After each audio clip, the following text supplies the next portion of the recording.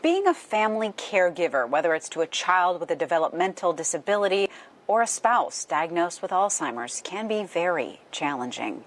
Tonight, a local nonprofit is sharing the firsthand stories of caregivers to help give others insight and inspiration. Here's NBC 26's Eric Crest. After Aline Zerner was diagnosed with Alzheimer's back in 2009, her husband Walt began caring for his beloved wife on a nearly full-time basis.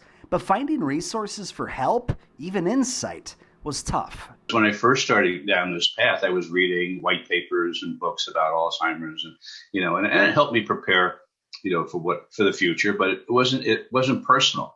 It was more medical and legal advice. Eventually, Walt formed several support groups for men where they could discuss their biggest challenges as caregivers, but more importantly, learn from one another.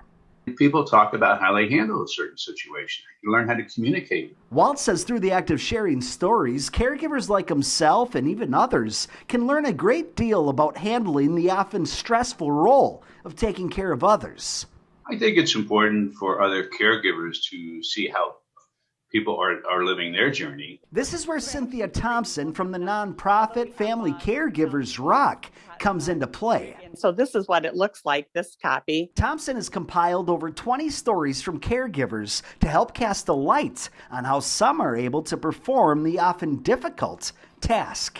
All the credit goes to all these contributing authors, these family caregivers who have shared to help to support others. The book is titled A Not So Lonely Journey, and while every story may not be relatable to every caregiver, most people could find the value in a deeper understanding of the difficult work.